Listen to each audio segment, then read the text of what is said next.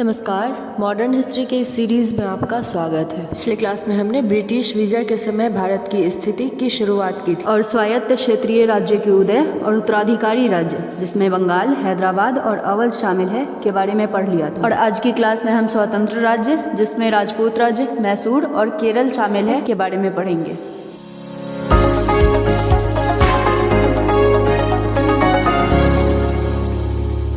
स्वतंत्र राज्य। राजपूत शासक मुगल साम्राज्य के विघटन से लाभ उठाकर अपनी स्थिति सुदृढ़ करने में पीछे नहीं रहे। कोई भी राजपूत शासक इतना शक्तिशाली नहीं था कि सर्वोच्च शक्ति बनने के लिए मराठाओं या ब्रिटिश शक्ति से भिड़ सके। दिल्ली के साथ संबंधों को थोड़ा ढीला छोड़ व्यवहार में स्वतंत्र राज्य की भांति कार्य करना उनकी पद्धति थी। उन्होंने दिल्ली दरबार में शक्ति के लिए संघर्ष में हिस्सा लिया और मुगल शासकों से आकर्षक एवं प्रभावशाली पद हासिल किया। मुगल काल के पश्चात राजपूतों की नीति निरंतर बदलती रही। प्रत्येक राजपूत राज्य ने जब भी संभव हुआ अपने कमजोर पड़ोसी के शासन को हथियाकर निरंतर विस्तार की नीति का अनुसरण किया। यह नीति उन्होंने मुगल दरबार में भी अपनाई। अम्बेर के जैसे जिन्होंने 1699 से 1743 तक जयपुर पर शासन किया, एक बेहद सुप्रसिद्ध राजपूत शासक थे। दूसरा, मैसूर। 18वीं शताब्दी के मध्य में दक्षिण भारत में मैसूर का एक महत्वपूर्ण शक्ति के रूप में उदय हुआ। हैदर अली ने शक्तिशाली मैसूर राज्य की नींव रखी, जिसे उसके योग्य पुत्र टीपू सुल्तान ने सुदृढ़ किया।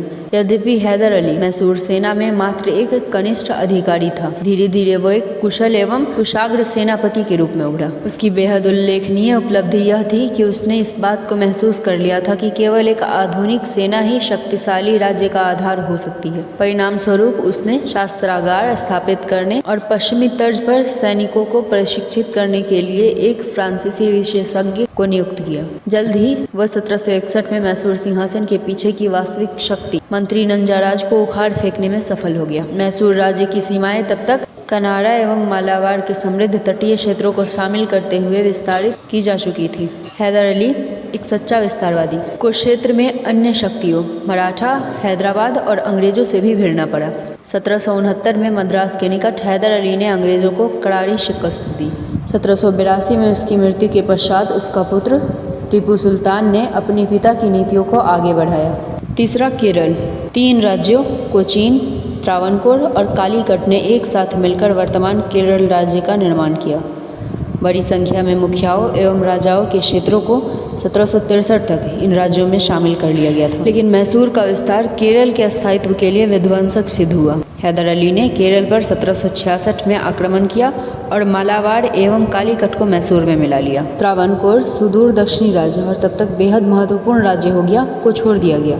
त्रावणकोर ने 1729 के पश्चात महत्व तब हासिल किया जब इसके राजा मार्तंड वर्मा ने पश्चिमी तर्ज पर प्रशिक्षित और आधुनिक हथियारों से सुसज्जित शक्तिशाली और आधुनिक सेना की मदद से अपने राज्य का विस्तार किया। डच को केरल के बाहर कर दिया गया और सामंती प्रमुखों को दबा दिया गया। मार्तंड वर्मा की दृष्टि विस्तार करने की नीति से आगे अपने राज्य का विकास करना और सिंचाई एवं परिवहन तथा संचार की व्यवस्था करना था।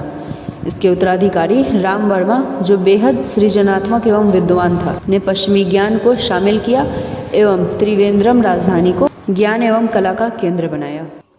आज की क्लास में हम स्वतंत्र राज्य जिसमें राजपूत राज्य, मैसूर और केरल शामिल है के बारे में पढ़ें और अगली क्लास में हम नवीन राज्य जिसमें मराठा, सिख, रोहेल एवं बंगश पठान शामिल है के बारे में पढ़ेंगे। यहाँ तक वीडियो देखने के लिए आपका धन्यवाद।